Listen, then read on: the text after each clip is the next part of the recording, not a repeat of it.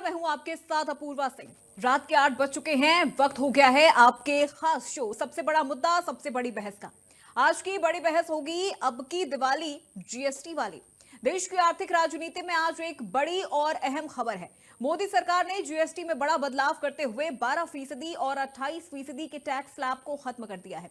अब सिर्फ 5% और 18% के दो मुख्य स्लैब लागू होंगे। इसके साथ ही कुछ लग्जरी और सिन गुड्स पर 40% का एक अतिरिक्त स्लैब भी लगाया जाएगा। इस फैसले से रोजमर्रा की कई चीजें सस्ती हो जाएंगी, जबकि इलेक्ट्रॉनिक्स, लग्जरी प्रोडक्ट्स और तंबाकू जैसे सामान महंगे हो सकते हैं। जीएसटी के सरलीकरण की मांग लंबे समय से हो रही थी। ये नई दरें 22 सितंबर से लागू होंगी। केंद्र सरकार का कहना है कि इस बदलाव से व्यापार और उद्योगों को नई गति मिलेगी और आम जनता को सीधी राहत भी मिलेगी। बीजेपी इसे जनता के हित में बड़ा कदम बता रही है, लेकिन इस फैसले के खिलाफ सवाल भी उठ रहे हैं। सपा और कांग्रेस इस बदलाव को लेकर सवाल उठा रही है। उनका कहना है कि क्या वास्तव में इस बदलाव से छोटे और मध्यम उद्योगों को फायदा होगा या सिर्फ बड़े व्यापारियों को इसका फायदा होगा। लेकिन सवाल यह भी उठता है कि क्या आम आदमी की जेब पर इसका असर पड़ेगा और क्या ये बदलाव महंगाई और रोजमर्रा के सामान के दामों को नियंत्रित कर पाएगी। आज की हमारी चर्चा में हम इसी तमाम सवालों को जानेंगे, इसके सकारात्मक और नकारात्मक पहलू दोनों को समझेंगे। इस पर चर्चा की शुरुआत करेंगे, लेकिन उससे पहले जीएसटी में जो बदलाव हुए हैं उसके बाद प्रधानमंत्री नरेंद्र मोदी का जो बयान सामने आया है वो एक बार आपको सुनवाते हैं। यानी नवरात्रि से ही देश के करोड़ों परिवार की जो जरूरतें हैं वो और अधिक सस्ती मिलनी शुरू हो जाएगी। इस बार धनतेरस की रौनक भी और ज्यादा रहेगी, क्योंकि दर्जनों चीजों पर टैक्स अब बहुत ही कम हो गया है। अब 21वीं सदी में आगे बढ़ते भारत में जीएसटी में भी नेक्स्ट जनरेशन रिफॉर्म की आवश्यकता थी और उसको किया गया है। देश के लिए सपोर्ट और ग्रोथ की डबल डोज है। डबल डोज यानी एक तरफ देश के सामान्य परिवार की बचत और दूसरी तरफ देश की अर्थव्यवस्था को नई मजबूती।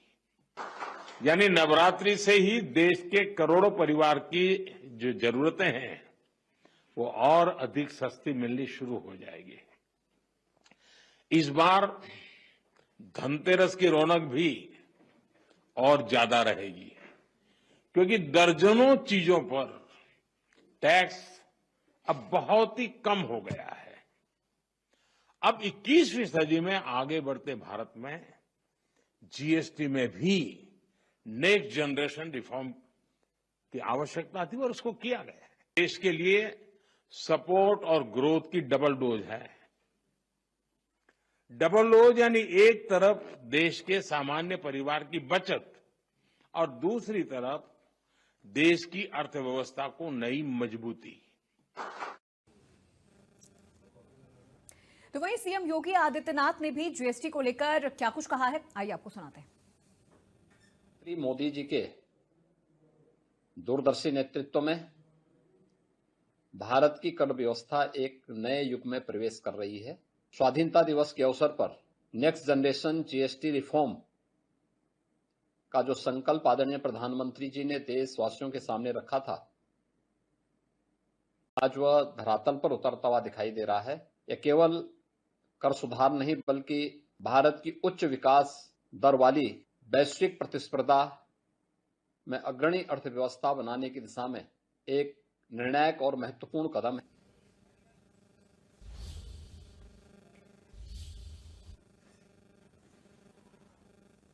तो कुछ सवाल भी हैं इंडिया न्यूज उत्तर प्रदेश के, जो आज इस पूरी चर्चा के दौरान हम रखेंगे कि क्या ये जीएसटी देश की अर्थव्यवस्था को मजबूत करेगा। दिवाली पर, सस्ते दिन, महंगाई पर मोदी विरोधी क्या चित्त हुए हैं। जीएसटी घटा, मोदी ने 24 घंटे में महंगाई क्या खत्म कर दी। दूध, दवा, रोटी सस्ती हुई है, मोदी का बूथ मजबूत हुआ है। तो नया जीएसटी सिस्टम महंगाई को क्या कम करेगा, ये कई सवाल होंगे जो आज की इस चर्चा में हम मेहमानों से पूछेंगे और इस नए जीएसटी दरों को हम समझने की कोशिश भी करेंगे। तो थोड़ी देर में कुछ मेहमान भी हमारे साथ इस पूरे विषय पर चर्चा के लिए हमारे साथ जुड़ेंगे, जिनसे हम नए जीएसटी दरों के बारे में तमाम जानकारी लेंगे। तो वहीं इस पर कुछ प्रतिक्रियाएं भी सामने आई हैं और वो प्रतिक्रियाएं एक बार आपको सुनवाते हैं। बीजेपी सरकार ने वादा किया था कि महंगाई कंट्रोल कर देंगे, लेकिन महंगाई तो कम कर नहीं पाए।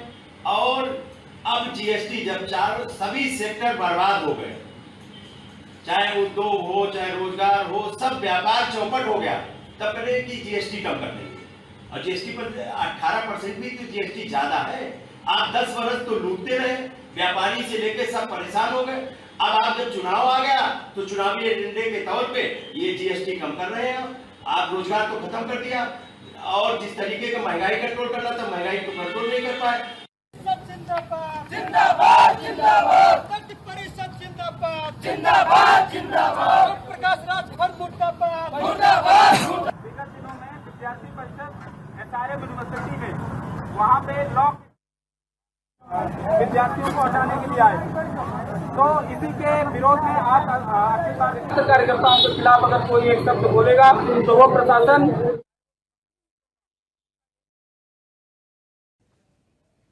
तो चलिए चर्चा की शुरुआत करते हैं। सबसे पहले मेहमानों से एक एक करके आपका परिचय करवा देते हैं। अशोक पांडे जी हमारे साथ जुड़ चुके हैं, प्रवक्ता हैं बीजेपी पार्टी से। अशोक पांडे जी बहुत स्वागत आपका। सोमल सिंह श्रीनेत हमारे साथ जुड़ चुके हैं, प्रवक्ता हैं समाजवादी पार्टी से। सोमल जी बहुत स्वागत आपका। रतन तिवारी जी हमारे साथ जुड़ चुके हैं, जो कि प्रवक्ता हैं कांग्रेस पार्टी से। रतन तिवारी जी आपका भी बहुत स्वागत है। और गौरव गुप्ता हमारे साथ जुड़ चुके हैं इकोनॉमिस्ट के तौर पर। गौरव गुप्ता जी आपका भी बहुत स्वागत है। सबसे पहले गौरव जी, चूंकि जो मुद्दा है इस वक्त वो जीएसटी से जुड़ा हुआ है, तो सबसे पहले इस पूरे मुद्दे पर मैं आपका रिएक्शन लूंगी। और साथ ही एक सवाल भी है जो मैं आपसे जानना चाहूंगी कि 12% और 28% का जो ये स्लैब है, जो ये हटाया गया है, इससे टैक्स सिस्टम में कितना बदलाव आप देखते हैं? ये बड़ा ही अच्छा बदलाव किया गया है जो जीएसटी 2.0 आया है, और 12% और 28% को हटा करके बड़ा ही सिंप्लीफिकेशन कर दिया गया है, नंबर 1। नंबर 2, इस आम आदमी को बड़ा ही फायदा होगा। आप देखेंगे कि घी, दूध, बेसिक जो चीजें हैं, मेडिसिन, नोटबुक, सब पे जीएसटी कम किया गया है। इसके अलावा आप देखेंगे कि इसमें जो जीएसटी के जो भी फायदा होगा, इससे लोगों को काफी फायदा होगा। एक आदमी को जो मिडिल क्लास मैन है उसको 1 लाख से 1.25 लाख का फायदा होगा, क्योंकि लाइफ इंश्योरेंस पे भी जीएसटी खत्म कर दिया गया है, जो कि एक बेसिक नीड है। इसके अलावा देखा जाए तो हेल्थ इंश्योरेंस को भी कम कर दिया गया है। और सरकार ने इनको कम करके जो विलासिता वाली चीजें हैं, जैसे गुटखा या लग्जरी कारों, इस पे जीएसटी बढ़ाया है। तो ये सरकार एक एडजस्टमेंट करना चाह रही है कि जो आम आदमी है वो अब ज्यादा सफर ना करे और देश में कंजम्पशन बढ़े, जिससे कि देश के जो बिजनेसमैन, इससे क्या होगा कि जब लोगों के हाथों में ज्यादा पैसा आएगा तो वो ज्यादा पैसा खर्च करेंगे, इससे कंजम्पशन भी बढ़ेगा। कंजम्पशन बढ़ने से जीएसटी का फायदा भी सरकार को मिलेगा, और कंजम्पशन बढ़ने से उस स्टेट की जो इकोनॉमी है, जो बिजनेस से रोजगार उत्पन्न होते हैं, वो सारी चीजें भी उत्पन्न होगी। तो ये बड़ा ही अच्छा, जो 8 साल हो गए जीएसटी को आए हुए, बड़ा ही अच्छा डिसीजन सरकार के द्वारा लिया गया है।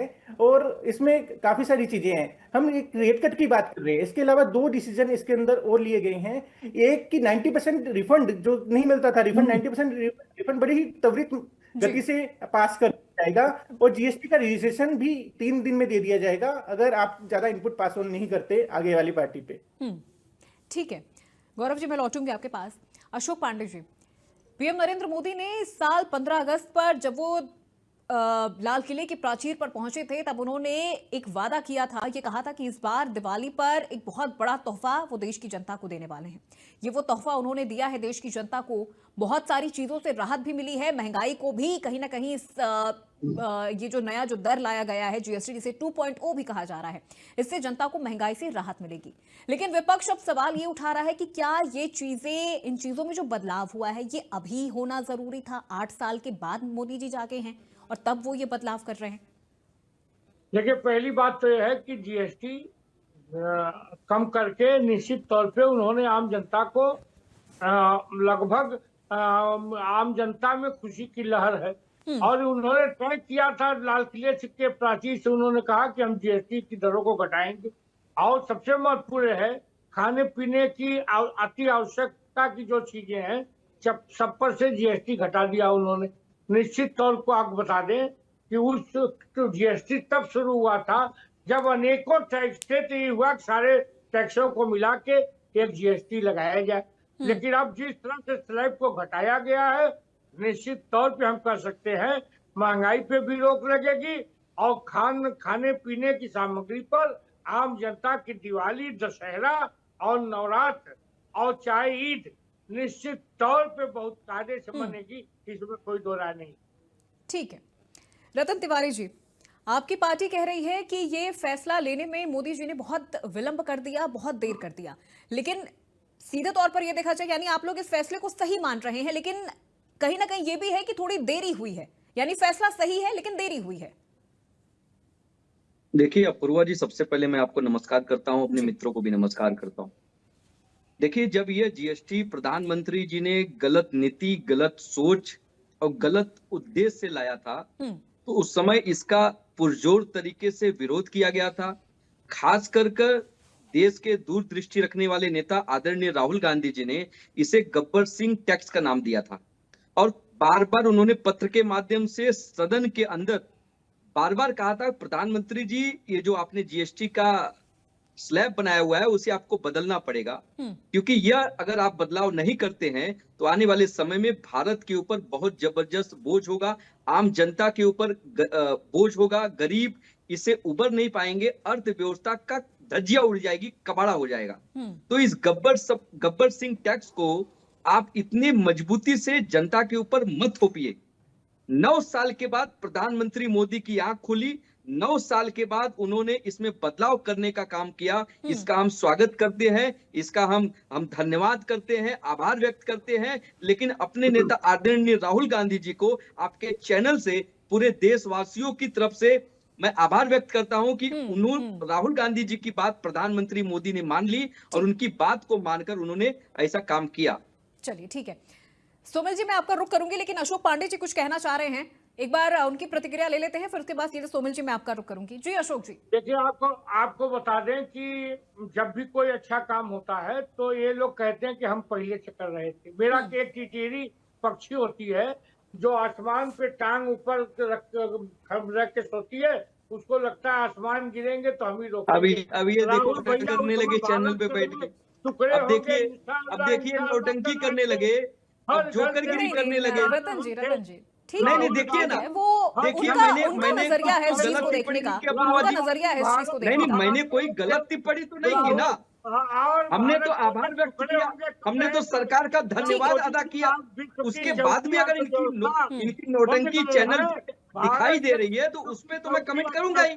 बन गई है तो आज हमने तो इनको तो मानना चाहिए। ठीक है रतन तिवारी जी, अशोक पांडे आदरणीय राहुल गांधी जी की ठीक है बात सर, पे आपके पास हमने काम किया। चलिए ठीक है, लौटूंगे आपके पास। सोमेल जी का भी रिएक्शन ले लेते हैं इस पूरे मामले को लेकर।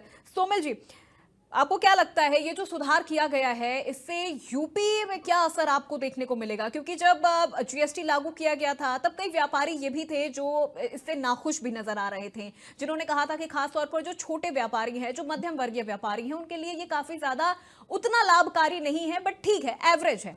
लेकिन अभी जो बदलाव हुआ है, जैसा कि रतन तिवारी जी भी कह रहे हैं कि हम तो शुक्रिया अदा कर रहे हैं, खड़गे जी कह रहे हैं कि बहुत देर कर दी, यानी फैसला तो सही है लेकिन आपने देर कर दी। देखिए अपूर्वा जी, आज जो दिवाला निकाल करके दिवाली मनवाने की बात प्रधानमंत्री जी कह रहे हैं, आपने जीएसटी तो 1 जुलाई 2017 को आपने देश में लागू किया और कहा कि 1 नेशन 1 टैक्स है। अगर ये 1 नेशन 1 टैक्स था तो उसमें पेट्रोल, डीजल, हवाई ईंधन, गैस, क्रूड ऑयल क्यों नहीं जोड़ा गया? ये तो ऐसी चीजें हैं कि जो किसान भी यूज करता है, आम आदमी भी यूज करता है, मध्यम वर्गीय परिवार भी यूज करता है और अमीर भी यूज करते हैं। आप 50 से 70% तक टैक्स इन चीजों पे ले रहे हो और साथ ही साथ अगर ये 1 नेशन 1 टैक्स था तो इसमें 5%, 12%, 18%, 28% जैसी स्लैब्स क्यों बनाई गई? अगर आप 1 नेशन 1 टैक्स था तो आप एक पिटीशन कर देते कि हम एक टैक्स लेंगे जनता से। और साथ ही साथ क्या आपको नहीं लगता है कि छोटे व्यापारियों को बार बार रिटर्न भरने में दिक्कत आती होगी? जो ग्रामीण क्षेत्र से जो व्यापारी बिलोंग करते होंगे उनके पास ना तो इतना इंटरनेट की सुविधा है, क्योंकि ग्रामीण क्षेत्रों में इतना अच्छा नेटवर्क नहीं होता है, ना वहां पे वाईफाई है, उनको इंटरनेट के साथ साथ ना ही उनपे इतने संसाधन है कि वो बार बार अपना रिटर्न फाइल कर पाए। साथ ही साथ जो इन्होंने दूध पे 12% जीएसटी लगा दी थी, तो पनीर पे 5% जीएसटी लगा दी थी। चलिए हम मानते हैं कि आपने आज थोड़ी सी राहत दी है देशवासियों को, लेकिन 9 साल का समय बहुत होता है। इतने व्यापारियों ने आत्महत्या कर ली। क्या इसका कोई रिकॉर्ड है सरकार के पास? क्या सरकार इस चीज का जवाब दे पाएगी कि इतने व्यापारियों ने उनके इस टैक्स की वजह से जो आत्महत्या किए, उनके परिवार का पालन पोषण कौन करेगा? अरे माना कि मोदी जी पे बच्चे नहीं है, योगी जी पे बच्चे नहीं है, तो इसका ये मतलब थोड़ी ना है कि वो औरों की जान ले लेंगे और औरों की जान लेने के बाद उनके बच्चों को सड़क पे छोड़ देंगे। और रही बात बदलाव की, तो 2017 में जो इन्होंने लागू किया था, उसका पहला बदलाव तो इन्होंने 2021 में कर दिया था। जो जीएसटी काउंसिल की 44वीं मीटिंग हुई थी 12 जून को, उसमें उन्होंने पहला बदलाव किया। फिर 2021 के सितंबर में 17 तारीख को 45वीं मीटिंग में फिर बदलाव कर दिया। 28 और 29 जून को 2022 में 47वीं इनकी मीटिंग हुई, उसमें बदलाव कर लिया। 2024 में 54वें मीटिंग में बदलाव कर लिया। 2025 में जनवरी से अप्रैल तक में कई बदलाव किए। और साथ ही साथ अब ये जो प्रधानमंत्री जी और वित्त मंत्री जी ने फैसला लिया है बदलाव लेने का, बदलाव जो उन्होंने किया है, ये वही वित्त मंत्री है ना जो प्याज महंगी होती थी जब देश में तो कहती थी कि मैं तो प्याज खाती नहीं हूँ। बताइए, इतनी असंवेदनशील महिला इतने बड़े पद पे बैठी हुई है। यही भारतीय जनता पार्टी की नीति है। जो आपके लिए आपका गुणगान करेगा वो उच्च पदों पे बैठेगा। फॉर एग्जाम्पल आप धनखड़ जी को ले लीजिए, उनसे थोड़ी गलती हुई, भारतीय जनता पार्टी के लोगों ने बाहर हटा दिया उनको। फॉर एग्जाम्पल आप यूपी में ले लीजिए, राजभर जी से छोटी सी गलती क्या हुई, उनके ही संगठन के लोगों ने उनको चढ़ के कितनी गालियां दी, कितनी अभद्रता की, महिला इंस्पेक्टर के साथ अभद्रता की। तो भारतीय जनता पार्टी का जो चेहरा और चलन है वो ठीक अंग्रेजों की तरह है, इस्तेमाल करो और बाहर फेंको। चलिए ठीक है। गौरव जी, एफएमसीजी के जो प्रोडक्ट्स हैं जिन पर जो ये पूरा बदलाव हुआ है, जो टैक्स घटा है, इससे असर देखते हैं, व्यापारियों को इससे कितना बड़ा फायदा होगा? और जैसा कि अभी लगातार आपने प्रवक्ताओं को भी सुना होगा, सवाल थोड़ा राजनीति हो जाता है, लेकिन आप उसको एक इकोनॉमिस्ट के तौर पर ही आप इसका जवाब दीजिएगा कि पुराना जो जीएसटी था और अब जो बदलाव किया गया है जीएसटी में, क्या वाकई व्यापारियों को, खासतौर पर जो छोटे और जो मध्यम वर्गीय व्यापारी हैं, उनके लिए ये बहुत ज्यादा यूजफुल होगा, उनके लिए बहुत ज्यादा लाभकारी होगा? ये बिल्कुल, ये काफी लाभकारी होगा। अगर आप देखी जाए कि जीएसटी की अगर दर कम होती है तो इसका व्यापारी पे वैसे डायरेक्ट कोई इम्पैक्ट नहीं पड़ता, क्योंकि उसको आगे कंज्यूमर से ही उस जीएसटी को वसूलना होता है। तो ये पास ऑन तो कंज्यूमर के ऊपर ही होगा। लेकिन जब मार्केट के अंदर पैसा फ्लो होता है, जब लोग ज्यादा कंज्यूम करेंगे, क्योंकि अब लोग का पैसा कम होगा, खर्च होगा, इससे ज्यादा कंज्यूम करेंगे। फॉर एग्जांपल आप देखिए कि सीमेंट के ऊपर 28% जीएसटी होता था, 18 के अंदर ले आया गया। गाड़ी थी 28% के अंदर थी, 18 के लिए लाई गई। ये आइटम पे भी तो जब जीएसटी कम खर्च होगा तो कंजम्पशन ज्यादा बढ़ेगा। कंजम्पशन ज्यादा बढ़ने का मतलब कि डिमांड मार्केट में ज्यादा आएगी, ज्यादा प्रोडक्शन, ज्यादा हर चेन को फायदा होगा। लास्ट तक जब व्यापारी इसको बेच नहीं देगा, जो ट्रेडर होगा उसको भी फायदा होगा। इकोनॉमी बूस्ट करेगी। हम 7.8% की जीडीपी से आगे बढ़ रहे हैं और ये एक रफ्तार बुलेट ट्रेन ने पकड़ ली है। 2047 का विकसित भारत का हमारा सपना जल्दी ही पूरा होने वाला है। बिल्कुल ठीक है। अशोक पांडे जी, जैसे कि अभी गौरव जी ने कहा कि 2047 का जो विकसित भारत का हमारा सपना है वो जल्द ही पूरा होगा, और अभी कुछ दिन पहले उत्तर प्रदेश में भी 2047 के विजन को रखा गया था। ये उस विजन में कितना ज्यादा लाभकारी होगा? और जैसा कि अभी बाकी जो प्रवक्ता कह रहे थे, सोमिल जी और रतन तिवारी जी, जो ये चीजें कह रहे थे कि पहले तो 8 साल तक आपने इस जीएसटी को जनता के ऊपर लादे रखा, उसके बाद अब आप उनको राहत देने की बात कर रहे हैं। लेकिन लगातार हमने बैठकें करके उसमें संशोधन हम लोग करते रहे जनता के फायदे के लिए। मेरा ही कहना है कि आज भारत विश्व की चौथी अर्थव्यवस्था के रूप में खड़ा होने जा रहा है, और जिस तरह से जीएसटी को घटाया गया है, और सबसे बहुत महत्वपूर्ण चीज है कि आम आवश्यकता चीजों पे घटाया गया है। निश्चित तौर पे हम कर सकते हैं कि जब खरीदारी बढ़ेगी, आवश्यकता बढ़ेगी, तो प्रोडक्शन बढ़ेगा, और तब व्यापार जब बढ़ेगा तो लोगों के पास पैसा रहेगा। मेरा ये कहना है निश्चित तौर पे भारत स्वर्ण युग की तरफ आगे बढ़ रहा था और गति पकड़ लिया है जब से जीएसटी में बदलाव आया। लेकिन रतन जी तो अभी कह रहे हैं कि राहुल गांधी तो बहुत पहले से कह रहे हैं, जब से जीएसटी लागू हुआ है 2017 से, तब से राहुल गांधी जी कह रहे हैं कि इसको तो बदलना पड़ेगा, इसमें बदलाव लाना पड़ेगा, ये जीएसटी काम नहीं करेगा। तो बात छोड़ दीजिए, राहुल जी तो जब हम सर्जिकल स्ट्राइक करते हैं तो कहते हैं लाश बताओ गिन के ले आओ। सेना अध्यक्ष कहता है हम जीत गए हैं, तो कहेंगे नहीं हार गए हैं। भारत का प्रधानमंत्री बोलेगा बिल्कुल मैं जवाब दूंगा इस पे। इनकी बातें मत मानिए।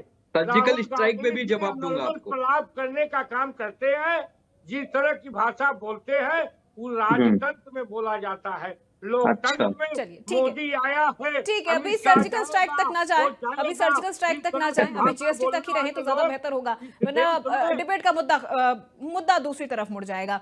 ठीक है रतन तिवारी जी, रतन जी जवाब दीजिए। राहुल गांधी तो 8 साल से ये चीज कह रहे थे, लेकिन अभी अशोक पांडे जी कह रहे थे कि हम तो लगातार इस पूरे विषय पर चर्चा कर रहे थे, इसमें समाधान की भी बात कर रहे थे और वक्त वक्त पे हम इसमें लोगों को राहत भी दे रहे थे इस पूरी जीएसटी में। फिर क्रेडिट राहुल गांधी जी को लेना है? नहीं, मैं तो कह रहा हूं कि आप देख लीजिए, जब इनसे हमने सवाल पूछ लिया है, सर्जिकल स्ट्राइक पे चले गए, अब ये कुछ टाइम बाद ये पाकिस्तान पे भी जाएंगे और कुछ टाइम बाद गांधी परिवार को गाली देंगे, और कुछ समय बाद जब इनसे हम कहेंगे कि राहुल गांधी जी ने आपको बिहार की सड़कों पे लाके खड़ा कर दिया, तो वो क्या क्या कहेंगे। अब मैं आता हूँ मुद्दे पे आता हूँ, जीएसटी पे आता हूँ।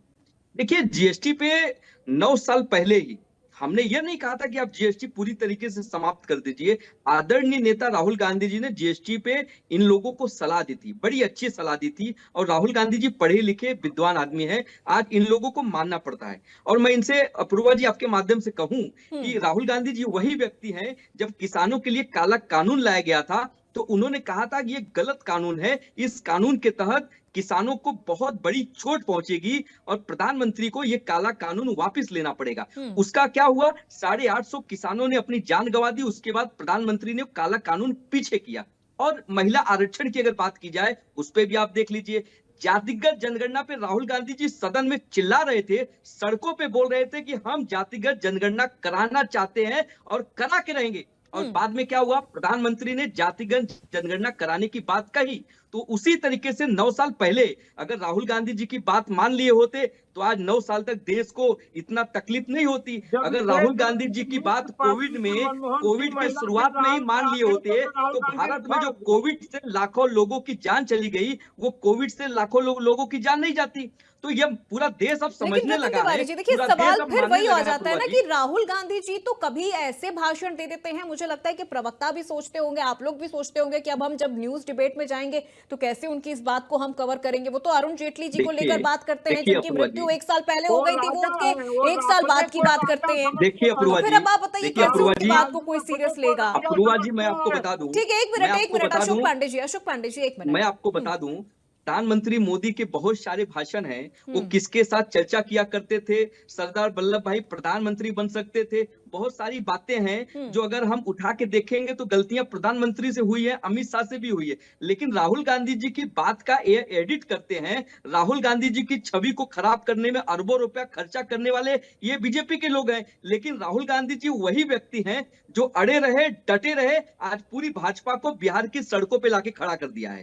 तो ये सच्चाई है। अब इनके हाथ से बिहार जा रहा है, इसके लिए 9 साल पहले जो करना था अब ये लेके आ रहे हैं। लेकिन ये कितना भी प्रपंच रच ले, कितने भी घड़ियालू आंसू बहा ले, कितना भी नौटंकी कर ले, लेकिन बिहार इनको डंडा लेके दौड़ा रहा है, उसके उत्तर प्रदेश भी डंडा लेके दौड़ाएगा, उसके बाद पूरे भारत के लोग इन्हें डंडा लेके दौड़ाएंगे और इन्हें भागने के लिए बिहार तक नहीं जाते हैं, अभी बिहार तक नहीं जाते, अभी जीएसटी तक ही रहते हैं। ठीक है अशोक पांडे जी, अरे 40 रुपए का चश्मा लगा के आप बकैती मत करिए। अरे नहीं आपकी हवा निकल गई है। अरे आप सीनियर हैं सर, इस तरह के शब्दों का इस्तेमाल ना करें, इस तरह के शब्दों का निकल गई है अपूर्वा जी।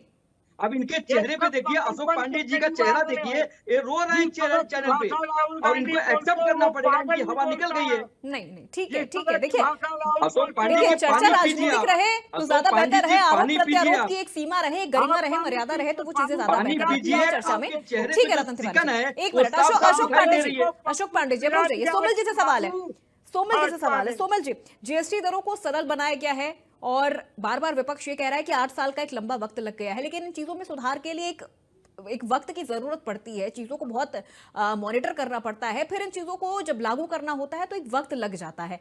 अब ये यहाँ पर जनता को तो इसके फायदे मिल रहे हैं और मिलेंगे भी, तो फिर इस पूरे विषय पर राजनीति क्यों? देखिए, सवाल ये नहीं है कि जनता को फायदे मिलेंगे या जनता को फायदे मिलने शुरू हो गए हैं या जनता फायदे में आएगी। सवाल ये है कि आपने आबाद तो आज किया है, जो आपने बर्बाद किया उसपे कौन सवाल करेगा। जो आपने बर्बाद किया एमएसएमई, छोटे और मध्यम वर्ग के जो उद्योग थे वो आपने बर्बाद कर दिए। आपने भारत की जो बड़ी टेक्सटाइल इंडस्ट्री थी उसको बर्बाद करने का आपने काम किया। रियल एस्टेट, पहले लोग भारी मात्रा में जमीनें खरीदा करते थे। नोटबंदी और जीएसटी के बाद जमीनों की बिक्री और खरीद में काफी कमी आई है। काफी जो पहले बढ़ोतरी थी वो काफी कमी हुई है। उससे न सिर्फ व्यापारियों को नुकसान हुआ है, साथ ही साथ सरकार को भी नुकसान हुआ है, क्योंकि जब आप जमीन खरीदते थे तो एक बड़ा हिस्सा टैक्स का आप सरकार को भी देते थे। जूता और जो चमड़ा उद्योग था उसको बर्बाद करने का काम अगर किसी ने किया तो भारतीय जनता पार्टी के लोगों ने किया। ई कॉमर्स के माध्यम से जो हम लोग खरीदारी करते थे ई वेबसाइट पे, उस पे बड़े टैक्सेस लगा करके अगर किसी ने बर्बाद किया तो वो जाहिर सी बात है मोदी जी और उनकी सरकार ने बर्बाद किया। जब उत्तर प्रदेश में कोई व्यापार लगाने को तैयार नहीं था इनका शासन जब अशोक जी HCL हमारे ही सरकार में आया था। बड़े बुजुर्ग हैं, बड़ा और आपको याद करिए इन्हीं के शासन में कोई यूपी में बिजनेस लगाने को तैयार नहीं था, 12वां नंबर पर था। अशोक सर, मोदी जी आए हैं तो उत्तर प्रदेश में दूसरे नंबर पर है उद्योग। अशोक जी देखिए, एक ही उद्योग था। देखिए बेबुनियाद बातें नहीं की। आप बड़े सीनियर हैं, आपका बड़ा सम्मान है। देखिए HCL लाने वाले अगर कोई है तो आदरणीय अखिलेश यादव जी हैं। अमूल का प्लांट लगवाने वाला अगर कोई है तो आदरणीय अखिलेश यादव जी हैं। क्योंकि आप तो बुजुर्ग हैं, तो नेताजी के समय के हैं, आपको तो पता होगा सब कुछ। हम जान रहे हैं कि आप भारतीय जनता पार्टी के प्रवक्ता हैं, तो कहीं ना कहीं उनके झूठ को ही आप अपना झूठ बता करके आगे रखोगे। चलिए अब एक दूसरे पर टीका टिप्पणी नहीं, विषय पर आते हैं। एक दूसरे पर टीका टिप्पणी नहीं। उत्तर प्रदेश में हस्तशिल्प और बुनकर समाज के जो लोग हैं, जो बुनकर और हस्तशिल्प समाज का जो उद्योग था उसको अगर छोटा उद्योग होता, बहुत छोटा उद्योग है, उसको अगर किसी ने बर्बाद करने का काम किया तो मोदी जी की सरकार है। कागजी कार्रवाई में फंसा करके जो सरकारी अकाउंटेंट्स होते हैं, इन्होंने जनता को ही नहीं परेशान किया, इन्होंने सरकारी लोगों को भी परेशान किया। इतनी कागजी कार्रवाई में फंसा दिया कि अकाउंटेंट्स जो होते हैं सरकार के, सरकारी दफ्तरों के, वो भी इनसे परेशान है। और जब कभी बैलेट पेपर खुलता है और सरकारी लोगों के मत का जब हिसाब होता है तो हमेशा भारतीय जनता पार्टी के खिलाफ होता है। सवाल ये नहीं है कि आपने इसको अब सुधारा, इतना लंबा समय आपको सुधारने में नहीं लगना चाहिए था। मुझे याद है ये जो जीएसटी है, ये कांग्रेस के समय से इसकी बात उठी थी कि हम जीएसटी 1 नेशन 1 टैक्स लगाएंगे, जब कांग्रेस की सरकार थी। और एक बड़े ही जो वित्त मामलों के बड़े ही मतलब मनमोहन सिंह से बड़ा तो मुझे नहीं लगता कोई इंसान पैदा हुआ होगा वित्त के मामले में भारत में। हालांकि अशोक पांडे जी उसको भी बदल के कह सकते हैं कि वो प्याज वाली महिला बड़ी है, लेकिन मनमोहन सिंह जी से बड़ा जो इतने बड़े बड़े यूनिवर्सिटीज में जिनकी बुक्स पढ़ाई जाती है, उनसे बड़ा वित्त के मामलों में कोई नहीं रहा भारत में। वो एक जीएसटी टैक्स लाना चाहते थे और शायद 12% और 18% के स्लैब पे ही उसको खत्म करना चाहते थे। 18% से 28% टैक्स पे ले जाने वाला कौन है? भारतीय जनता पार्टी। प्याज और जब देश में दाम बढ़ते हैं तो दाम बढ़ते समय एक अनर्गल बयान देने वाले कौन है? भारतीय जनता पार्टी के लोग हैं। आप बताइए, पेट्रोल और डीजल जो कि रोजमर्रा की जिंदगी का वो है, मैं अपनी गाड़ी से चलता हूँ, मुझे रोज तेल डलाना पड़ता है, रोज वैट और उनके जो टैक्स है 50 से 70% तक मैं रोज देता हूँ। आपने पेट्रोल डीजल इन सब चीजों को क्यों नहीं आपने जीएसटी के अंदर लेके आए? क्यों नहीं इस पे भी 1 नेशन 1 टैक्स के अंतर्गत एक टैक्स लगाए? आप भूटान को आप अपना तेल सप्लाई करते हो, भूटान बेचता है 64 रुपए में, और आज आप अपने ही देश में देशवासियों को बिहार में 105 रुपए। अभी मैं बिहार में गया था, राहुल जी और अखिलेश जी की जहाँ पे रोड यात्रा थी, मैं गया था, वहां 105 रुपए में मैंने पेट्रोल भरवाया है। वहां पे डीजल का दाम 95-96 रुपए है। बताइए, इस तरह से आप पहले तो देश को महंगाई के रास्ते पे लेके जाते हो, देश बर्बाद करने का काम करते हो, फिर कहते हो कि हम आपकी दिवाली मनाएंगे। सिर्फ दिवाली नहीं, 9 साल तक इन्होंने देश का दिवाला निकाला है, आज ये अच्छी दिवाली मनाने की बात करते हैं। चलिए ठीक है, एक बार इस पूरे मुद्दे का सार एक बार हम गौरव जी से समझते हैं। गौरव जी, सबसे पहले तो सवाल है कि जो चीजें जीरो टैक्स पर चली गई हैं, बहुत सारी चीजें हैं जिन पर जीरो टैक्स है, फिर उन चीजों का जो इनपुट टैक्स क्रेडिट होता है, जो आईटीसी होता है, वो कैसे लगेगा? प्लस जो अभी तमाम प्रवक्ता ये चीज कह रहे थे कि 8 साल का एक लंबा वक्त लग गया, तो 8 साल का ये लंबा वक्त आखिर लगा क्यों सरकार को इस जीएसटी के दरों में बदलाव लाने के लिए? पेट्रोल डीजल को लेकर भी सवाल उठ रहे हैं कि भूटान में 64 और 65 रुपए का मिल रहा है, तो भारत में क्यों इतना महंगा मिल रहा है, जबकि भूटान तो भारत से खरीद रहा है। इसके अंदर सबसे पहला तो ये है कि मैं सबसे पहले 8 साल वाला क्वेश्चन का आंसर दूंगा कि 8 साल लग गए। 8 साल में हमने काफी कुछ डेवलपमेंट किया है। हमें पैसे की जरूरत थी कि देश ऐसे ही नहीं चलता, देश को पैसा जुटाना पड़ता है, वो टैक्सेस के माध्यम से ही जुटाना पड़ता है। उस समय हम बड़ी अच्छी सिचुएशन में नहीं थे, स्थितियां अच्छी नहीं थी, हमारा इंफ्रास्ट्रक्चर बहुत वीक था, बिजनेसेस नहीं चल रहे थे, इकोनॉमी डाउन थी। बीजेपी ने जो ये जीएसटी का लाया, उससे काफी सारा इंफ्रास्ट्रक्चर डेवलप किया, साफ नीयत से काम किया, उससे पैसा बचा। करप्शन में कोई पैसा नहीं, कहीं करप्शन नहीं हुआ, उससे पैसा बचा। अब इन सब चीजों को एक्यूमुलेट करके इंसेंटिव देने की बात हो रही है, वो जीएसटी के माध्यम से हो रही है। मोदी जी ने कभी भी नहीं कहा कि मैं आज ही देश को विकसित कर दूंगा। उन्होंने 2047 आज देखिए 22 साल का विजन, इसे विजनरी कहते हैं। कि वो कहते थे कि आज ही मैं बुलेट ट्रेन के माध्यम से स्पीड से मैं देश का विकास कर दूंगा, विकसित कर दूंगा। 2047 का हमारा रोड मैप है। जीडीपी की ग्रोथ भी उसी रोड मैप को दर्शा रही है, 7.8 का जो आंकड़ा आया है।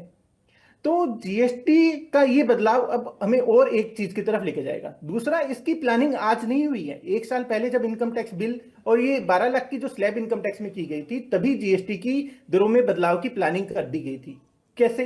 क्योंकि जब इनकम बढ़ेगी लोगों की, क्योंकि क्या होता है कि बिजनेसमैन जो होते थे वो क्या होता था कि अपनी इनकम ही 6-7 लाख के आसपास दिखाते थे। अब क्या होगा कि 12 लाख की इनकम दिखाएंगे, तो जो भी वो खर्चे करेंगे वो पहले कैश में खर्चे कर दिया जाएगा। ये कैश इकोनॉमी को कर्व करके वो कंजम्पशन को बढ़ाने की बात चल रही है कि हमारी जो कैश की वो कर्व होगी, इससे कंजम्पशन बढ़ेगा, तो ये जीएसटी का रेवेन्यू भी हमारा ऑफसेट हो जाएगा। तो उसका जो इंसेंटिव है, ये जो पास ऑन किया गया है मध्यम वर्ग के ऊपर किया गया है। लग्जरियस आइटम पे जीएसटी बढ़ाया गया है कि ऐसा भी नहीं कि सबके ऊपर कम कर दिया गया, उसको भली भांति कंपनसेट करने की कोशिश की गई है। तो ये कोई गलत काम नहीं है, बड़ा ही अच्छा काम किया है। राहुल गांधी जी ने जब बोला था स्वागत योग्य है, राहुल गांधी जी ने बोला था अच्छी बात है, लेकिन उस समय हम इस परिस्थिति में नहीं थे कि इतना रेट कट किया जा सके, क्योंकि देश चलाना होता है, खाली रेट कट करने से सब कुछ नहीं हो जाता। ठीक है। और एक और चीज यहाँ पर गौरव जी, पेट्रोल डीजल को लेकर भी हो रहा था, बहुत सारी भ्रांतियां इन चीजों को लेकर फैलाई जा रही हैं। जीएसटी पहले से ही बाहर है, हम वर्क कर रहे हैं, सीएनजी, ईवी, बहुत सारी चीजों पे वर्क किया जा रहा है। गवर्नमेंट की नीयत साफ है, वो अल्टरनेटिव एनर्जी का भी देख रही है कि क्या पॉसिबिलिटीज हैं। तो ये सब चीजें, हर चीज रेट कट करने से नहीं होगा, और काफी सारी चीजों को हमें भी बदलाव लाना पड़ेगा। बदलाव आएंगे धीरे धीरे, तो उससे चीजें बदलेगी। ठीक है, यानी इसको अगर आसान भाषाओं में अगर गौरव गुप्ता जी हमें से समझे तो ये कहा जा सकता है कि सरकार 8 साल बाद नहीं जागी है, बल्कि 2017 में जब जीएसटी लागू हुआ था उसके बाद से ही लगातार सुधार हो रहे थे। जीएसटी मुआवजा भी देना होता है, और इसके बाद समय के साथ इसका अनुपालन भी हुआ है। जैसे ई वे बिल आया 2018 में, ई इनवॉइसिंग आई है 2020 में, रिटर्न फाइलिंग सरल हुआ है, ये तमाम चीजें होती रही हैं, यानी बीच बीच में बदलाव होते रहे हैं। ये नहीं कहा जा सकता कि जीएसटी लागू किया गया 2017 में, उसके बाद सरकार सो गई, फिर विपक्ष ने जब इतना मुद्दा उठाया तो उसके बाद 2025 में आके इसमें बदलाव किया गया है। किसी भी कंट्री के अंदर कोई नया लॉ लाने के लिए टाइम लगता है। 2017 में जीएसटी एकदम नया था, उसमें जैसे जैसे चीजें बढ़ती हैं आगे पता चलती है कि इस तरीके के बदलावों की जरूरत है, तो उस तरीके के बदलाव लिए जाते हैं। कुछ चीजें कंप्लायंसेस कम करने के लिए लिए जाते हैं। जैसे अभी एक सबसे बड़ा बदलाव किया गया है कि 3 दिन के अंदर जीएसटी रजिस्ट्रेशन मिल जाएगा आपको, अगर आप ज्यादा इनपुट पास ऑन नहीं करते। 2.5 लाख आपको अंडरटेकिंग देनी होगी। तो ये सारी चीजें जब गवर्नमेंट को इनपुट मिलते हैं, नीचे से अथॉरिटीज से इनपुट मिलते हैं कि क्या क्या दिक्कतें आ रही हैं, तो उसके हिसाब से ही किसी चीज को इम्प्लीमेंट किया जाता है। पहले क्या होता था कि ऐसे इनपुट लिए ही नहीं जाते थे। जो सीए इंस्टीट्यूट भी हमारा काफी इनपुट देता है, मैं या चार्टर्ड अकाउंटेंट हूं, तो उनको सुना ही नहीं जाता था। लेकिन अब इन बातों को सुना जाता है और उनको इम्प्लीमेंट भी किया जाता है, जिससे कि जीएसटी एक आसान रास्ते पे जा रहा है। अब ये इनकम टैक्स बिल भी लेके आए हैं, उसको भी इसी तरीके से नियत के साथ इम्प्लीमेंट करके ये हम देश को एक अच्छी राह पे लेके जा रहे हैं। और इसमें सरकार की कोई नीयत खराब नहीं है। कई लोग कह रहे हैं कि ये जो चुनाव से पहले कर दिया गया, इंडिया में तो चुनाव चलते ही रहते हैं, कभी भी करते कोई ना कोई चुनाव रहता ही, तो ऐसा कुछ नहीं है। और ये बड़े अच्छे नवरात्रि के मौके पे इम्प्लीमेंट कर रही है, बड़े ही अच्छी नीयत के साथ। बड़े ही स्वागत करना चाहिए कांग्रेस को भी, और सारी गवर्नमेंट को मिलके इसका स्वागत करना चाहिए। ठीक है, अशोक पांडे जी, बार बार विपक्ष कह रहा है कि 8 साल बाद सरकार जागी है, 8 साल बाद ये चीजें शुरू की गई हैं, बदलाव किया गया है। राहुल गांधी तो बहुत पहले से इन चीजों को लेकर चिल्लाते रहे हैं, वो कहते रहे कि बदलाव करना होगा, लेकिन यहाँ पर देखा जाए तो सीधे सीधे क्रेडिट यहाँ पर भी कांग्रेस लेना चाह रही है। समय समय पे बदलाव होता रहा, बैठ के लगातार समीक्षा होती रही। उसी समीक्षा का प्रभाव आज दिखाई दे रहा है कि इसे स्लैब को घटाया गया है। ऐसा नहीं है कि चुप बैठे थे। देश की अर्थव्यवस्था आज विश्व में 4थे नंबर पे है, और निश्चित तौर पे आर्थिक रूप से भारत सुदृढ़ हुआ है। और निश्चित तौर पे हम कह सकते हैं लगातार 2014 से ही, लगातार 17 से ही भारत की अर्थव्यवस्था पर चिंता जताई जाती रही और उस पर अमल होता रहा और आज जाके निश्चित तौर पे आम जन को, अंतिम आदमी को राहत मिली है। ये बड़े हर्ष का विषय है। लगातार समीक्षात्मक बैठक होती रही, समीक्षात्मक बैठक का ही परिणाम ये है। ठीक है रतन तिवारी जी, क्या ये सही नहीं है कि कांग्रेस सरकार ने जीएसटी का पूरा ढांचा तैयार किया था, खड़ा किया था, लेकिन उसे लागू करने में बहुत सारी कमियां भी छोड़ दी थी? जैसा कि अभी कुछ देर पहले सोमल जी कह रहे थे कि ये सब कुछ तो कांग्रेस के दौरान हुआ था, कांग्रेस लाना चाहती थी, लागू करना चाहती थी, 18% स्लैब के साथ लागू करना चाहती थी, लेकिन बहुत सारी कमियां थी। देखिए अपूर्वा जी, कुछ कमियां सरकार में हो जाती है, लेकिन विपक्ष का काम होता है उसे आईना दिखाना है, उसे रास्ता दिखाना।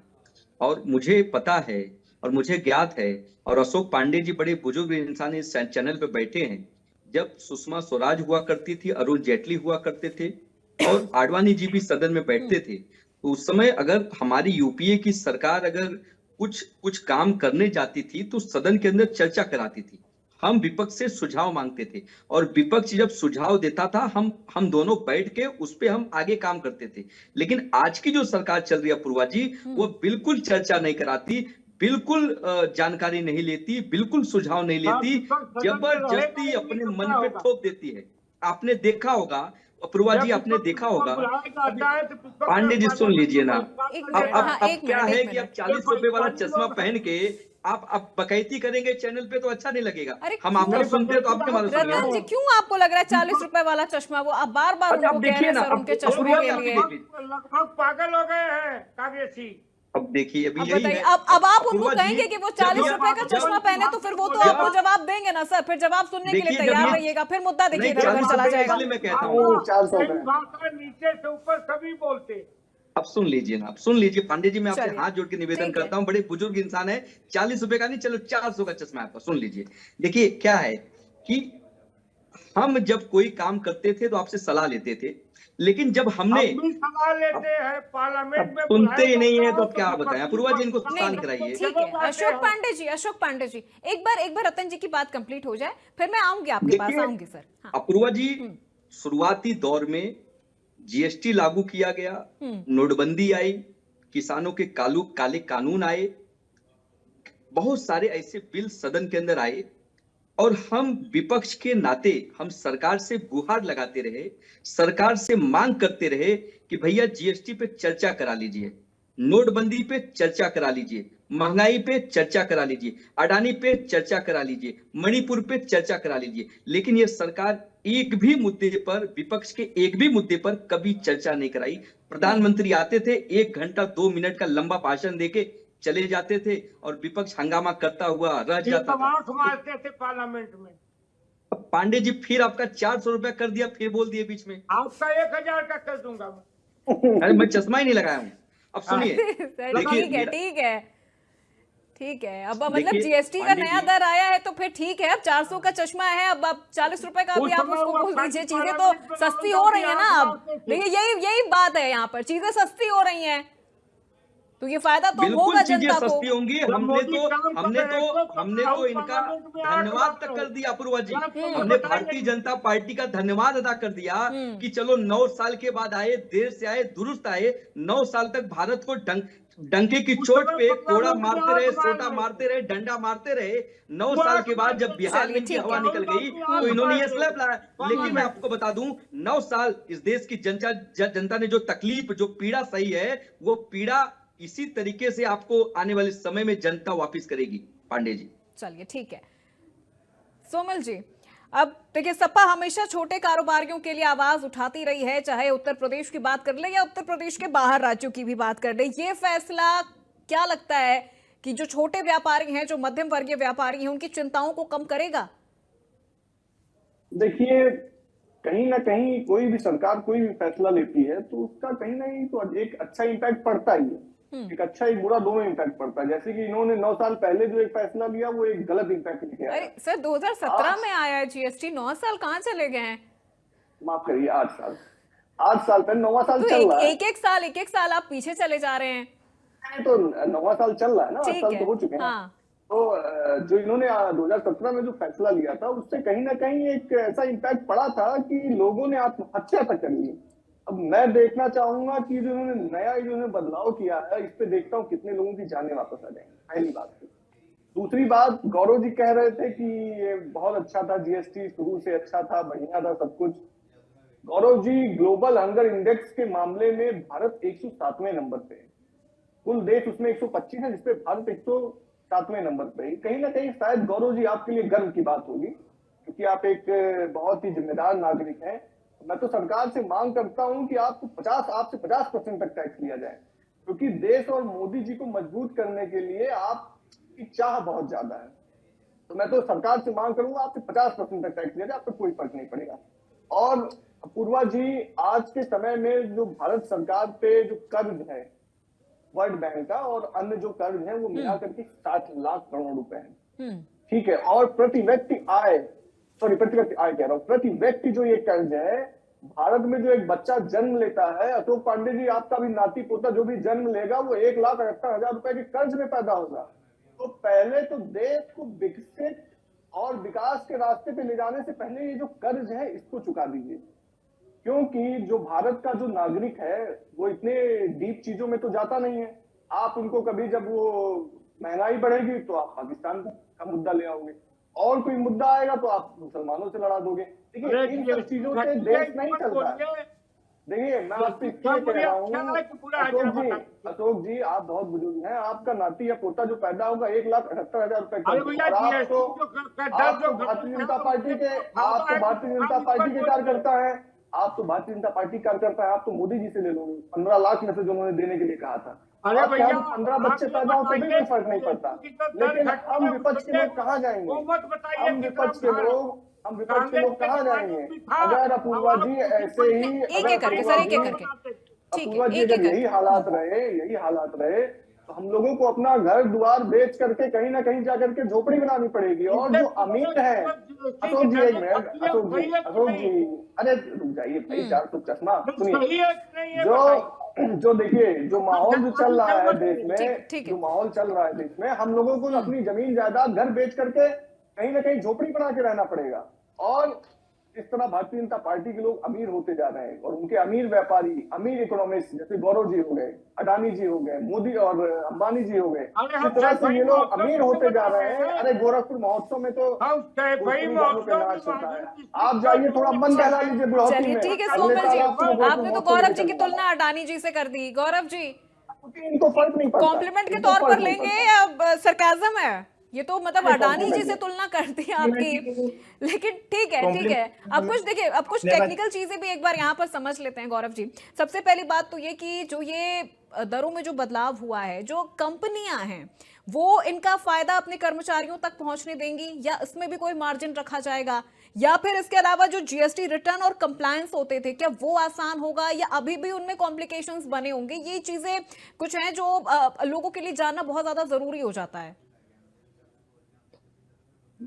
इसमें मैं ये कहना चाहूंगा, सबसे पहले मैं 2-3 क्वेश्चन जो उठाए थे मैं उस पर जवाब देना चाहूंगा। कि मुझे 90 से देश आजाद हुआ, यहाँ बीजेपी की गवर्नमेंट थी, ठीक है। जो भी था, जो भी आज इंडिया जहां भी है वो बीजेपी की वजह से ही है, बीजेपी ही सब कुछ चला रही है, और नहीं थी इसलिए ये यहाँ तक हम पहुंचे। और कर्ज ज्यादा का मतलब ये नहीं होता कि हम कमजोर हैं। आज बड़ी बड़ी कंपनियों पे बड़ा बड़ा कर्ज लिया जाता है आगे बढ़ने के लिए, तो कर्ज ज्यादा है कि हम कमजोर हैं। हम कर्ज से का मतलब क्या होता है? ट्रस्ट डेवलप हो रहा है, इनको नहीं दिख रहा होगा कि जो इंडिया में इंफ्रास्ट्रक्चर डेवलप हो रहा है, स्मार्ट सिटीज बन रही हैं। इनको देश में सुई नहीं बनती थी जब देश आजाद हुआ था। 15 लाख की भी 15 लाख भी आगे दिखाते हुए भारतीय जनता पार्टी यूपी सरकार ने 15 लाख का वादा कहते हैं कि किया था, वैसे किया नहीं था। 15 लाख का वादा किया, अगले 5 साल में मेरे 15 लाख भी आ जाएंगे। इनकम टैक्स की स्लैब 12 लाख होगी, 1,00,000-1,15 लाख रुपए का टैक्स बचेगा। मैं मेडिकल इंश्योरेंस पे जीएसटी देता था, एलआईसी पे देता था। कोई घर खरीदने जाऊंगा तो वहां पे सीमेंट का में 10% का कम होगा, वो भी मुझे ही बेनिफिट मिलेगा। तो मेरे पास तो मेरे 15 लाख रुपए अगले 5 सालों में आ गए हैं, मुझे इसमें कोई दिक्कत नहीं है। अब हम बात करते हैं कि मैंने जैसे पहले, अब हम बात करते हैं जो आपने बताया था कि एम्प्लॉइज को मिलेगा नहीं मिलेगा, इसका है ना जीएसटी का जो डायरेक्ट इम्पैक्ट पड़ता है वो आगे पास ऑन हो जाता है। कंपनी अपने पास कुछ नहीं रखती, ये आगे जो भी है जनता के ऊपर पास ऑन हो जाएगा। हाँ, उससे जनता के जो हिस्से में ज्यादा पैसा आएगा, क्योंकि आज पहले जो पैसे ज्यादा खर्च हो जाते थे अब कम खर्च होंगे, तो जनता या तो उनको सेव करेगी तो मार्केट में पैसा आएगा, अगर सेव नहीं भी करती, अगर उसका कंजम्पशन करती है तो दोबारा इससे सेल्स बढ़ेगी, तो उससे एम्प्लॉयमेंट जनरेशन थोड़ा बहुत होगा। इकोनॉमी को ऐसे नहीं कहता कि मैं कि डबल हो जाएगा ट्रिपल हो जाएगा, थोड़ा बहुत बूस्ट होता है इससे इकोनॉमी, तो थोड़ा हमारी इकोनॉमी और ज्यादा बूस्ट होगी, तो इसका ये इम्पैक्ट हमारा जीएसटी का पड़ेगा। यानी ओवरऑल गौरव जी से इस तरह से देखा जा सकता है कि पहले ढांचे को मजबूत किया गया, उसके बाद फिर जनता को राहत देने की कोशिश की गई है। हाँ, पहले जो ब्लैक इकोनॉमी को इस बार कर्व में काफी आई है। पहले अभी कहा था कि प्रॉपर्टी ज्यादा खरीदी जाती थी, प्रॉपर्टी का मार्केट टूट गया, ऐसा कुछ नहीं है। पहले क्या होता कि ज्यादा से ज्यादा पैसा ब्लैक का जो होता था लोगों के पास, वो प्रॉपर्टी में इन्वेस्ट कर देते थे। अब पता लग गया कि सरकार कभी भी कहीं भी कुछ भी पकड़ लेगी, तो लोग अब जो भी है काफी सारे इनकम टैक्स के जो इतने एक्शन लिए जा रहे हैं जीएसटी के अंदर, कि जैसे कोई प्रॉपर्टी भी ज्यादा, इनकम टैक्स के अंदर भी काफी एक्शन लिए जा रहे हैं। अगर कोई प्रॉपर्टी भी अगर ज्यादा स्टाम्प ड्यूटी वैल्यू है, अगर उससे कम पे रजिस्ट्री हो रही है, तो वहां भी केस खोल के उनसे भी टैक्स वसूला जा रहा है। तो ये सरकार कोई भी, ये गरीबों की सरकार है, ये आम आदमी की सरकार है, ये ऐसा नहीं है कि किसी को कोई पक्ष लेती है। और ये काफी अच्छी नियत के साथ काम कर रही है, इंफ्रास्ट्रक्चर के ऊपर काम कर रही है। सबका साथ सबका विकास का विजन है, अब सबका साथ है, सबका विकास है, और सबका प्रयास भी करना पड़ेगा सबको, तभी सबका विश्वास भी चाहिए, तभी हम ये बीजेपी गवर्नमेंट आगे बढ़ पाएगी। बिल्कुल बिल्कुल गौरव जी, देश का अगर विकास करना है तो साथ तो सबको आना ही पड़ेगा, चाहे वो पक्ष हो चाहे विपक्ष हो। अशोक पांडे जी, अब इसे देरी नहीं, इसे दूरदर्शिता के तौर पर देख सकते हैं कि देरी नहीं, इसे पहले मजबूत किया गया, फिर जनता को राहत पहुंचाई गई। निश्चित तौर पे जहां पे छोड़ के गए थे ये लोग हमें, वहां भारत को गर्त में डाल के लोग गए थे, सिर्फ वोट या कुर्सी की खातिर। हमने अर्थव्यवस्था को मजबूत किया, आज यहाँ तक पहुंचाया कि पूरे विश्व में चौथे नंबर पे हम हैं। और सबसे बड़ी बात है, अब हमने जाके जीएसटी पे राहत लाया है, और अंतिम आदमी, गरीब आदमी को उसकी सुविधा मिलने जा रही है। हर्ष का विषय है, खाली कांग्रेसियों में हर्ष नहीं है और सपाइयों में हर्ष नहीं है, ये जीवन भर नहीं रहेगा। चलिए ठीक है अशोक पांडे जी। रतन तिवारी जी, क्लोजिंग कमेंट लूंगी, क्यों नहीं खुश हैं आप लोग, हर्ष क्यों नहीं है आप लोगों में? देखिए, 10 से कांग्रेस पार्टी सरलीकरण मार रहे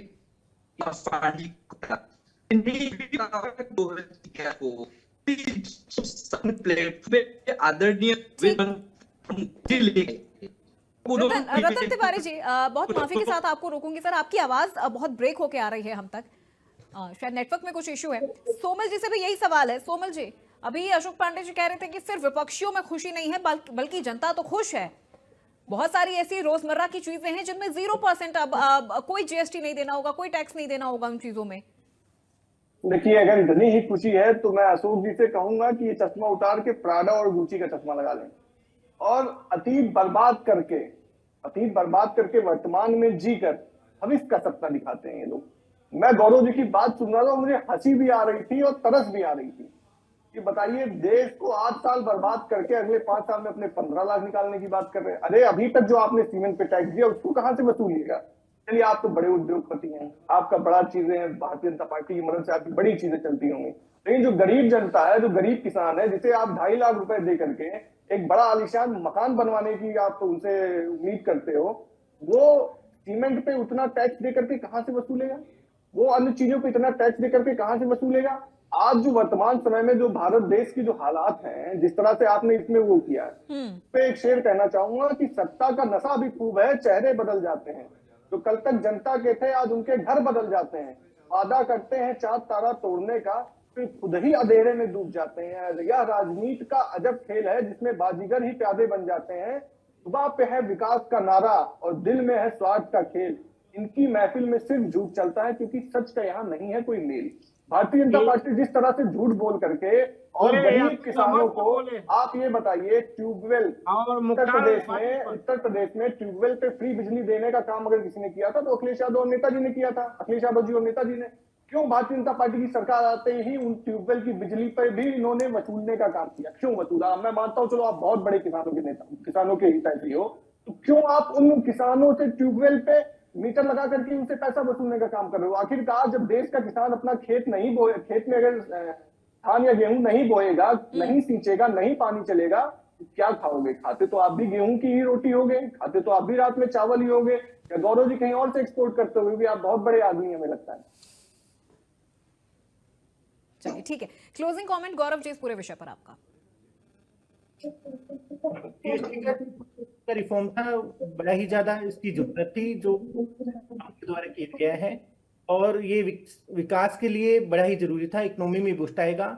ट्रंप जी ने जो टैरिफ बढ़ा दिए थे हमारे यूएसए का, उनको भी एक करारा जवाब है कि हमारी इकोनॉमी काफी सॉलिड है और हम अपनी इकोनॉमी के कंजम्पशन को बढ़ाकर हम अच्छे से चल सकते हैं। और मोदी जी अल्टरनेटिव मार्केट ढूंढने के लिए इधर उधर काफी सारी चीजें कर रहे हैं। ग्लोबल उनकी सोच है कि कैसे इकोनॉमी को बढ़ाया जाए, वो अपना हर प्रयास इस देश के लिए लगा रहे हैं। तो ये बड़ा ही अच्छा एक जीएसटी 2.0 का भी इसके अंदर इस दिशा में कदम उठाया गया है। चलिए ठीक है, चलिए इसी के साथ इस चर्चा को यहीं पर समाप्त करते हैं। सभी मेहमानों का बहुत शुक्रिया हमारे साथ इस चर्चा में जुड़ने के लिए, अशोक पांडे जी, सोमिल सिंह श्रीनेत जी, रतन तिवारी जी और गौरव गुप्ता जी। तो देखिए, विपक्ष बार बार ये कह रहा है कि सरकार 8 साल बाद जागी है, लेकिन सच ये है कि पहले जीएसटी को मजबूती के साथ खड़ा किया गया है, इसके ढांचे को पूरा किया गया है, जिसे कांग्रेस ने शायद अधूरा छोड़ दिया था। फिर राज्यों के हितों को देखा गया है और उसके बाद इसे जनता को राहत देने के लिए इसमें कुछ सुधार भी किए गए हैं। और ऐसा नहीं है कि जीएसटी लागू कर देने के बाद सरकार इसे भूल गई थी। बीच बीच में कई बड़े बदलाव भी हुए हैं, कई बड़े सुधार भी हुए हैं। यानी जिस काम को कांग्रेस ने अधूरा छोड़ दिया था, बीजेपी ने उसे पूरा कर दिया है और इसका फायदा अब प्रदेश की, देश की जनता को हो रहा है। और जैसा कि पीएम नरेंद्र मोदी ने इस बार कहा था कि ये दिवाली बहुत अच्छी, बहुत शानदार होने वाली है, और इसका एक वादा भी उन्होंने किया था कि इस दिवाली एक बहुत बड़ा तोहफा वो देश की जनता को देंगे। तो ये वो तोहफा था जिसकी शायद किसी ने उम्मीद भी नहीं की थी। तो मेरे साथ आज की इस चर्चा में बस इतना ही। प्रदेश की तमाम खबरों के लिए आप देखते रहिए इंडिया न्यूज उत्तर प्रदेश उत्तराखंड।